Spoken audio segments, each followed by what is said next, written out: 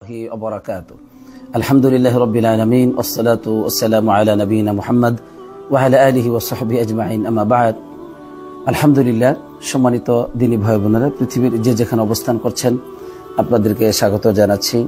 আমি শেখ সাদ বিন আব্দুর রশিদ মদিনা মুনাওয়ারা থেকে মসজিদে নববীর খুতবার বঙ্গানুবাদ শোনার জন্য আল্লাহ তাআলা যেন আমাকে আজকে যে খুতবাটি হয়েছে তার অনুবাদ সুন্দরভাবে করবার তৌফিক দান করেন, আমিন। আজকের তারিখ হচ্ছে ২রা জিলহজ ১৪৪৬ হিজরি, ৩০শে মে ২০২৫ ইংরেজি। আজকে মসজিদে নববীতে যিনি খুতবা প্রদান করেছেন তিনি হচ্ছেন ফজিলাতুল শেখ আব্দুল মুহসিন বিন মুহাম্মদ আল কাসিম হাফিজাহুল্লাহ।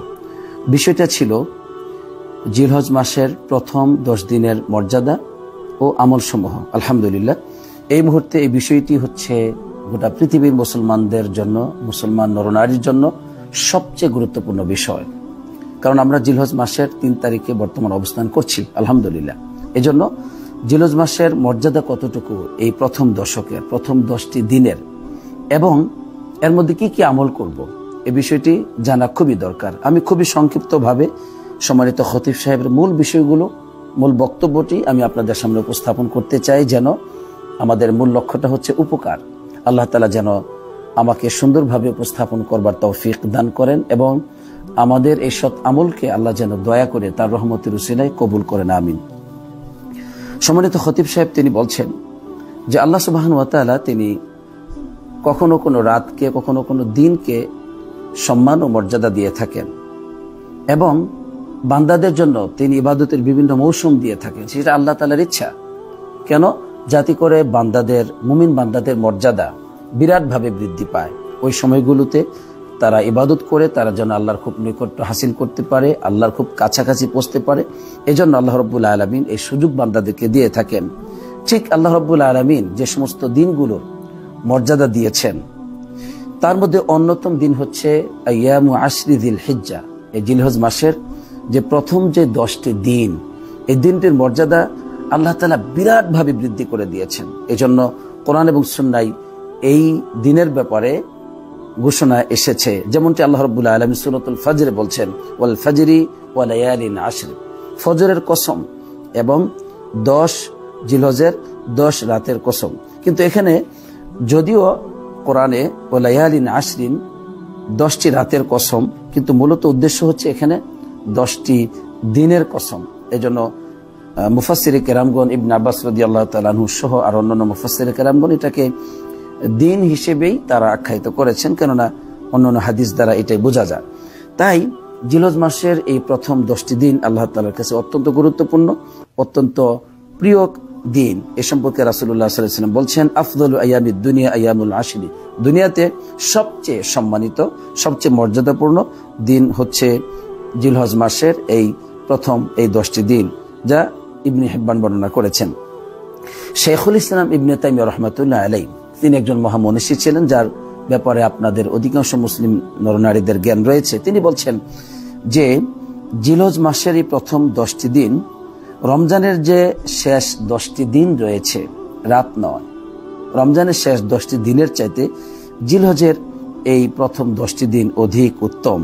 আবার রমজানের শেষ যে 10টি রাত রয়েছে, এই শেষ 10টি রাত আফদলু মিন লায়ালি আশরি যিল হিজ্জা, জিলহজ মাসের এই যে প্রথম 10টি রাত রয়েছে এই রাতগুলোর চাইতে অধিক উত্তম। আলহামদুলিল্লাহ, মোট কথা হলো রমজানের শেষ দশকের রাতের যে মর্যাদা আছে সেটা বিরাট মর্যাদা, আলহামদুলিল্লাহ। এই পৃথিবীতে অনুরূপভাবে জিলহজ মাসের এই যে 10টি দিন রয়েছে, দিন সমূহের মধ্যে এই পৃথিবীতে এই 10টি দিনের মর্যাদা হচ্ছে বিরাট, আলহামদুলিল্লাহ। সুতরাং এই 10টি দিন আমরা আল্লাহর নৈকট্য হাসিল করতে পারি, অধিক ইবাদত করে আল্লাহর নিকটবর্তী বান্দা আমি আপনি হতে পারি, সেই সুযোগ আল্লাহ তাআলা এখানে রেখে দিয়েছেন।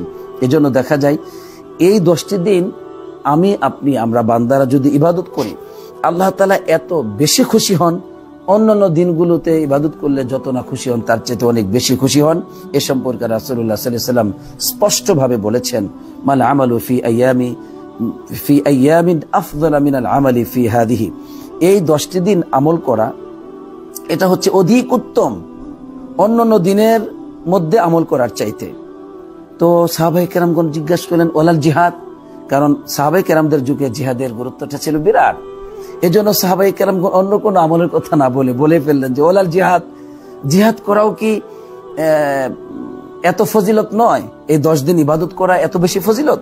নবী করিম সাল্লাল্লাহু আলাইহি ওয়াসাল্লাম বললেন ওয়ালাল জিহাদ, জিহাদও এই 10 দিন ইবাদত করা যে সওয়াব, এত বেশি ফজিলত, এত বেশি মর্যাদা, জিহাদও এর সমতুল্য হবে না। তবে নবী করিম সাল্লাল্লাহু আলাইহি ওয়াসাল্লাম আরো বললেন, তবে ইল্লা রাজুলুন খারাজা ইয়াখাতিরু বিনাফসিহি ওয়া মালিহি ফালাম ইয়ারজি বিশাইইন, একজন ব্যক্তি তার জান এবং মাল নিয়ে বের হয়ে গেছে যুদ্ধে, এরপরে আর জান মাল কোনো কিছু নিয়ে ফেরত আসে নাই, মানে যুদ্ধে শহীদ হয়ে গেছে, এই ব্যক্তির কথাটি ভিন্ন। তাছাড়া জিহাদ একটি ইবাদত, এই ইবাদতের চাইতে জিহাদ করা একটি ফজিলতপূর্ণ আমল, এই আমলের চাইতে এই 10টি দিন আমল করলে, ইবাদত করলে আল্লাহ তাআলা খুব বেশি খুশি হন, আল্লাহর কাছে বেশি প্রিয় বিষয়। আলহামদুলিল্লাহ, তাই আসুন আমরা যেন এই 10টি দিন খুব ভালো করে ইবাদত করতে পারি। এখন প্রশ্ন হচ্ছে এই 10টি দিন আমরা কি ইবাদত করব? এ সম্পর্কেও সম্মানিত খতিব সাহেব তিনি বিস্তারিত আলোচনা করেছেন কোরআন এবং সুন্নাহ থেকে। তিনি প্রথমে বলেছেন এই দিনগুলোতে দেখা যায় গুরুত্বপূর্ণ শ্রেষ্ঠ ইবাদতগুলো এখানে একত্রিত হয়। তার মধ্যে অন্যতম হচ্ছে সালাত, এরপরে সাদাকা, এরপরে হচ্ছে সিয়াম, এরপরে হচ্ছে হজ, এরপর হচ্ছে কুরবানি, এগুলো কিন্তু রয়েছে। এবার তিনি বলছেন যে হজ পালন এই 10 দিনের মধ্যে অন্যতম একটি ইবাদত, আর ইসলামের অন্যতম একটি রুকুন, মূল ভিত্তি হচ্ছে হজ পালন করা, যা এই 10টি দিনের মধ্যে পাওয়া যায়। তাহলে এটা হলো একটি আমল যা এই 10 দিনের মধ্যে আপনি হজ পালন করতে পারেন। হজ পালন করলে কি হবে? আপনার অতীতের সব গুনাহগুলো ক্ষমা হয়ে যাবে। আল্লাহ নবী সাল্লাল্লাহু আলাইহি ওয়াসাল্লাম বলেছেন আল হাজ্জু ইয়াহদিমু মা ক্বাবলাহু মা কানা ক্বাবলাহু, হজ পালন করলে পরে অতীতে যা গুনাহগুলো আছে সব আল্লাহ রাব্বুল আলামিন মুছে দেন। আলহামদুলিল্লাহ।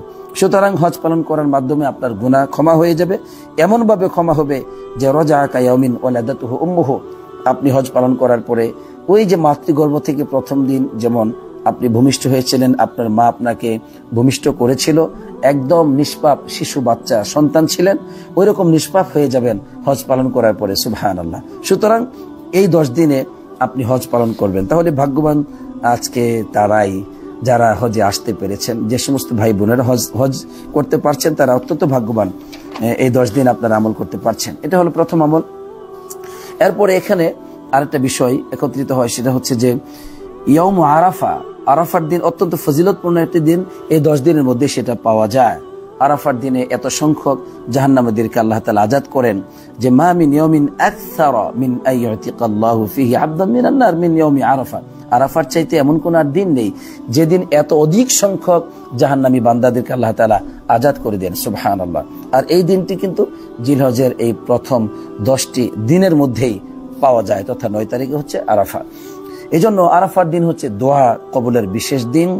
ইমাম ইবনু আব্দুল বার রাহমাতুল্লাহ আলাইহি তিনি বলছেন দোয়া ইয়াউমি আরাফা মুজাবুন কুল্লুহু ফিল আগলাব, অধিকাংশ দোয়াগুলোই আরাফার দিন কবুল করা হয়। সুবহানাল্লাহ। এই কথার উপর ভিত্তি করে আমি আমার প্রিয় হাজি ভাই বোন যারা আছেন, যারা হজ পালন করতে এসেছেন পৃথিবীর বিভিন্ন জায়গা থেকে, মক্কা মদিনায় বর্তমানে অবস্থান করছেন, আমি বলবো আরাফার দিন প্রাণ খুলে দোয়া করবেন আল্লাহর কাছে, কারণ অধিকাংশ দোয়াগুলি কবুল করা হয়। সুবহানাল্লাহ। এরকম দিন আপনার জীবনে আর আসতে নাও পারে, আল্লাহ তৌফিক দান করুক, আমিন। 3 নম্বর বিষয় হচ্ছে যে এই 10 দিনের মধ্যেই মুসলমানদের দুটো ঈদের অন্যতম একটি ঈদ, সেটা হচ্ছে ইয়াউমুন নাহার বা ঈদুল আযহা একত্রিত হয়। ঈদুল আযহা যেটা ইয়াউমুন নাহার বলা হয়, এই দিনটি আল্লাহর কাছে অত্যন্ত প্রিয়, অত্যন্ত সম্মানের একটি দিন। রাসূলুল্লাহ সাল্লাল্লাহু আলাইহি ওয়াসাল্লাম বিদায় হজ্জের ভাষণে কিন্তু বলেছিলেন আলা ইন্না আহরামাল আইয়ামি ইয়াউমুকুম হাযা, তোমাদের অধিক সম্মানিত দিনগুলোর মধ্যে এই যে এই দিনটি, তোমাদের এই দিনটি হচ্ছে অধিক সম্মানিত দিন। সুবহানাল্লাহ। এবং এই দিনকে ইয়াউমুল হজ্জিল আকবার বলা হয়েছে, হজের সবচেয়ে বৃহত্তম দিন, বড় দিন, সম্মানের গুরুত্বপূর্ণ দিন বলে আখ্যায়িত করা হয়েছে ইয়াউমুন নাহার, এই কুরবানির দিন, এই দিনটিকে। অতএব আমরা এই দিনটি পেয়ে যাচ্ছি এই জিলহজ মাসের মধ্যেই, প্রথম দশকেই আমরা পেয়ে যাচ্ছি, আলহামদুলিল্লাহ। এরপরে সম্মানিত খতিব সাহেব বলছেন যে যে ব্যক্তি হজ পালন করতে পারে নাই, মিন ফাদলিল্লাহি আলা ইবাদিহি আন্নাহু লাম ইউজিবহু ইল্লা আলাল মুস্তাতি, হজ কিন্তু সবার উপর আল্লাহ ফরজ করেন নাই, যে ব্যক্তি সক্ষম সে ব্যক্তির উপরই আল্লাহ ফরজ করেছেন। এবং যারা এই হজ পালনের সুদৃঢ় নিয়ত করবে, যদিও সে হজ পালন করতে সক্ষম নয়, নালা সাওয়াবাহু, সে ব্যক্তি নালা সাওয়াবাহু, সে ব্যক্তি হজের সওয়াব পেয়ে যাবে। সুবহানাল্লাহ। সুতরাং যে সমস্ত দিনী ভাই বোনদের তৌফিক নেই, টাকা পয়সা নেই, অসুস্থ আছেন, হজের নিয়ত করেন, পাক্কা নিয়ত করেন। আল্লাহ তাআলা আপনাকে হজ পালন করার তৌফিক না দিলেও সব কিন্তু দিয়ে দিবেন। আলহামদুলিল্লাহ, আল্লাহ কবুল করুক, আমিন। এই জিলহজের মধ্যে প্রথম দশক অন্যতম একটি ইবাদত হচ্ছে যে এই আপনি চাইলে জিলহজ মাসের পুরো 9টি দিন আপনি কিন্তু সিয়াম পালন করতে পারেন। আলহামদুলিল্লাহ, 9টি দিন, কিন্তু ঈদের দিন তো সিয়াম পালন করা যাবে না। এজন্য 9টি দিন আপনি সিয়াম পালন করতে পারেন। তবে এর মধ্যে অন্যতম একটি দিন হচ্ছে আরাফার দিন সিয়াম পালন করা। তবে হাজিরা আরাফার দিন সিয়াম পালন করবেন না, তাআসসিয়ান বিফি'লি নবী সাল্লাল্লাহু আলাইহি ওয়াসাল্লাম, নবীজির আদর্শকে অনুসরণ করার জন্য তারা আরাফার দিন হাজিগণ সিয়াম পালন করবেন না। কিন্তু যারা হজ পালন করছেন না, পৃথিবীর যে কোনো প্রান্তে আপনি থাকেন না কেন, সেখান থেকে আপনি কি করবেন, এই আরাফার দিন আপনি সিয়াম পালন করবেন। এতে সওয়াবটা কতটুকু পাবেন? ইউকাফিরু সানাতা আল মাদিয়া ওয়াল বাকিয়া, বিগত 1 বছরের গুনাহ আল্লাহ ক্ষমা করে দিবেন। সামনের অগ্রিম যেই বছর আপনার সামনে আগত 1 বছরের গুনাহকে আল্লাহ তাআলা ক্ষমা করে দিবেন। সুবহানাল্লাহ, আমিন। 5 নম্বর হচ্ছে এই জিলহজ মাসের প্রথম দশকে অন্যতম একটি ইবাদত হচ্ছে বেশি করে আল্লাহ তাআলার জিকির করার। এ সম্পর্কে রাসূলুল্লাহ সাল্লাল্লাহু আলাইহি ওয়াসাল্লাম বলেছেন, ফাকসিরু ফিহিন্না মিনাত তাহলিলি ওয়াত তাকবীর ওয়াত তাহমিদ, আপনি অবশ্যই আল্লাহর জিকির করবেন, কিন্তু কি জিকির বেশি বেশি করবেন? নবী করিম সাল্লাল্লাহু আলাইহি ওয়াসাল্লাম বলে দিলেন, বেশি বেশি করবে তাহলিল, লা ইলাহা ইল্লাল্লাহ আপনি বেশি পড়বেন, তাকবীর আল্লাহু আকবার বেশি বেশি পাঠ করবেন, তাহমিদ বেশি বেশি আলহামদুলিল্লাহ বলবেন। এভাবে আমরা বলতে পারি আলহামদুলিল্লাহ, এভাবে আমরা বলতে পারি সুবহানাল্লাহ, আলহামদুলিল্লাহ, ওয়া লা ইলাহা ইল্লাল্লাহু আল্লাহু আকবার, এর মধ্যে সবই আছে। এজন্য আমরা এটা বেশি বেশি পাঠ করব। এবং তাকবীর আল মুতলাক, তাকবীর আল মুকাইয়াদ বলতে একটা কথা আছে, সেটা হলো তাকবীর আল মুতলাক হলো জিলহজের এই যে চাঁদ উঠেছে জিলহজ মাসের প্রথম দিন থেকে নিয়ে আপনি এই জিলহজের পুরো 10 দিন যখন ইচ্ছা তখন আপনি তাকবীর পাঠ করবেন, আল্লাহু আকবার, আল্লাহু আকবার, লা ইলাহা ইল্লাল্লাহু, আল্লাহু আকবার, আল্লাহু আকবার, ওয়ালিল্লাহিল হামদ। একটু ভিন্ন ভিন্ন শব্দ আছে, তো এইভাবে আপনি বেশি বেশি তাকবীর পাঠ করবেন। রাতে, দিনে, সকাল, সন্ধ্যা যেখানে মন চায় সেখানে পাঠ করবেন। এটা হচ্ছে তাকবীর আল মুতলাক, যখন ইচ্ছা তখন আপনি পাঠ করতে পারেন, কোনো সময় বেঁধে নেওয়া নেই।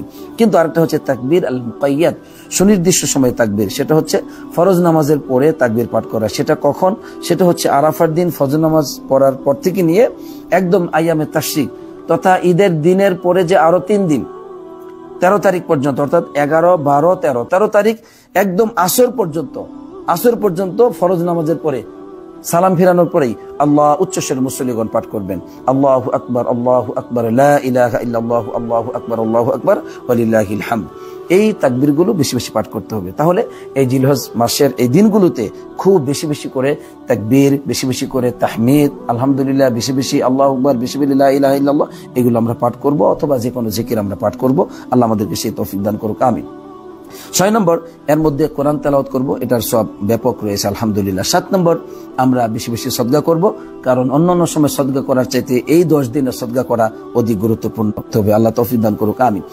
5, 6, 7 নম্বর পেয়ে গেলাম। 8 নম্বরে সম্মানিত খতিব সাহেব বলছেন যে আয়ামুন নাহার ও তাশরিক, এই যে আয়ামুন নাহার তথা ঈদের দিন এবং ঈদের পরে যে আরো 3 দিন আছে, এই দিনগুলো এর মধ্যে ইবাদতুন মালিয়াতুন, ইবাদতুন বাদানিয়াতুন আছে। অর্থনৈতিক ইবাদত রয়েছে, আর্থিক ইবাদত, আবার আরেকটা হচ্ছে আপনার শারীরিক ইবাদত। আর্থিক ইবাদত কেমন? কুরবানি করা, এটা কিন্তু অর্থের সাথে সম্পৃক্ত। আর শারীরিক ইবাদত হচ্ছে সালাত আদায় করা। এজন্য আমরা কুরবানি করব আল্লাহ সন্তুষ্টির জন্য এবং সালাত আদায় করব। এবং কুরবানি যে করব একমাত্র আল্লাহ সন্তুষ্টির জন্য করব, মানুষকে দেখানোর জন্য করব না। আর খুব ভালো পশু আমরা কুরবানি করব আল্লাহ তৌফিক দিলে, এই মানে একদম দুর্বল টাইপের এগুলো না। আল্লাহ নবী সাল্লাল্লাহু আলাইহি ওয়াসাল্লাম যেটা করেছেন, তিনি দুটো সাদা কালো মিশ্রিত, সাদাটাই উপরে বেশি, তো এরকম আমলাহাইনি আকরানাইনি, শিং বিশিষ্ট ভালো মানের 2টো ছাগল তিনি কুরবানি করেছেন। এটা ছিল নবীজির আদর্শ যে ভালো মানের, মানে যেমন তেমন না, খুব ভালো মানের। তাই আমরা ভালো পশু কুরবানি করার চেষ্টা করব, কেননা ওই পশু আল্লাহর কাছে অধিক প্রিয়, ওইটাই কুরবানির জন্য অধিক উত্তম, যেটা হচ্ছে অধিক দাম। এবং ওই যারা কুরবানি করবে তাদের কাছে সবচেয়ে দামি, সবচেয়ে খুব প্রিয়, সবচেয়ে মূল্যবান পশু, এটা কিন্তু বেশি সওয়াব, বেশি উত্তম, আল্লাহর কাছে অধিক প্রিয় আলহামদুলিল্লাহ। এমনকি কোরবানি করার ক্ষেত্রে একটি ছাগল একজন ব্যক্তির পক্ষ থেকে অথবা তার পুরো পরিবারের পক্ষ থেকে আদায় হয়ে যাবে। আর যে ব্যক্তি কোরবানি করতে চায় তাহলে সে তো তার অবশ্যই তার এই যে হাত, পায়ের নখ, চুল এগুলো কোনো কিছু কাটবে না, এটা জিলহজের ওই চাঁদ ওঠার সময় থেকে নিয়ে কুরবানি করা পর্যন্ত। অপরদিকে কোনো ব্যক্তি যদি মধ্যখানে নিয়ত করে যে ভাই পশু তো কিনে ফেললাম বা কিনবো, এখন থেকে নিয়ত করেছি কুরবানি করব, যদিও কয়েকদিন চলে গেছে, কোনো অসুবিধা নেই। আপনি এখন থেকে হাতের নখ এবং শরীরে কোনো লুম যেগুলো কাটা যায় কোনোটাই কাটবেন না, ইনশাল্লাহ কুরবানি পশু জবাই করার পরে কাটবেন। আল্লাহ সে তৌফিক দান করুক, আমিন আমিন। এখানে প্রথম খুতবাটি শেষ হয়েছে। তবে তার আগে একটা কথা বলি, যেটা হাজিদের উদ্দেশ্যে সম্মানিত খতিব সাহেব বলেছেন যে একজন হাজি, ভাগ্যবান হাজি ওই ব্যক্তি যে ব্যক্তি তার পুরো সময়টাকে আল্লাহর আনুগত্যে কাটায় এবং সৎ আমলের মধ্যে কাটায় এবং আল্লাহর রহমত যেখানে পাবে সেখানে নিজেকে পেশ করে ভালো ভালো ইবাদতের মাধ্যমে এবং আল্লাহর নিয়ামতগুলো শুকর আদায় করে, আর হজের খেদমত যারা করে সে যেই হোক না কেন তাদের জন্য দোয়া করে, এরা হচ্ছে ভালো হাজি। আলহামদুলিল্লাহ। এর মানে এই দেশের জন্য দোয়া করতে হবে। আল্লাহ তৌফিক দান করুক, আমিন। দ্বিতীয় খুতবা সম্মানিত খতিব সাহেব তিনি যে বিষয়টি বললেন যে একজন বান্দা সে কিন্তু আল্লাহর দিকেই তার এই যাত্রা শেষ হবে, তার প্রচেষ্টা শেষ হবে। এটা তার জান্নাতে প্রবেশের মাধ্যমে অথবা জাহান্নামের মাধ্যমে তার এই মানে ইবাদতের যাত্রা এটা শেষ হবে। তো তাই কোনো ব্যক্তি তার জীবনে যতটুকু সময় থাক ওই সময়টুকু সে যদি আল্লাহর আনুগত্য না করে, আল্লাহ নিকটবর্তী হওয়ার জন্য সে যদি ওই সময়টিকে ব্যয় না করে, তাহলে ওই সময়টি কিন্তু তাকে আল্লাহ থেকে দূরে সরিয়ে দিবে। এই জন্য আমাকে আপনাকে সময়কে মূল্যায়ন করতে হবে। প্রতিটা সময় কোনোভাবে ইবাদত ছাড়া সময়কে নষ্ট করা যাবে না এবং গুনাহ থেকে পাপ থেকে বিরত থাকতে হবে।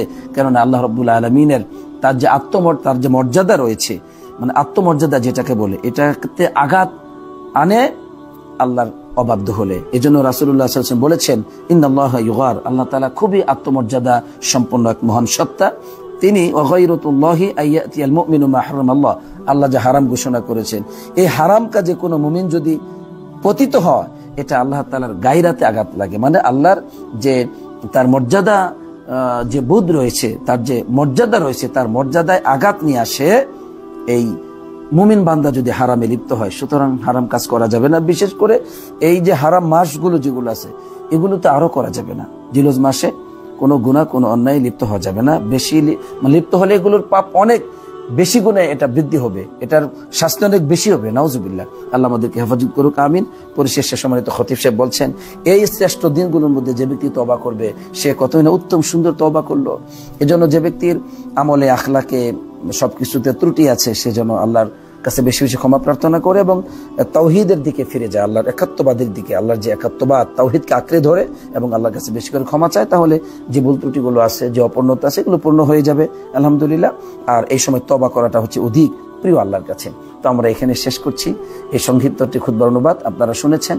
সুতরাং আমরা বেশি বেশি জিকির করব, বেশি বেশি দান খয়রাত সদকা করব, আমরা কোরআন তেলাওয়াত করব, আমরা মানুষের সাথে ভালো ব্যবহার করব, আমরা তাকবীর পাঠ করব বেশি বেশি, আমরা কুরবানি করব, আমরা হজ করা তৌফিক পেলে হজ করব। এইভাবে নানা ধরনের ইবাদতের মধ্য দিয়ে এই জিলহজের প্রথম 10টি দিন খুবই গুরুত্ব দিব, সিয়াম পালনের মধ্য দিয়ে গুরুত্ব দিব, আর রাতকে আমরা গুরুত্ব দিব, তবে দিনকে বেশি গুরুত্ব দিব। আল্লাহ আমাদের সবাইকে যা শুনলাম এর উপর আমল করার তৌফিক দান করুক, আমিন। আসসালাতু ওয়াসসালামু আলা নবিয়িনা মুহাম্মদ ওয়া আলা আলিহি ওয়া সাহবিহি আজমাইন।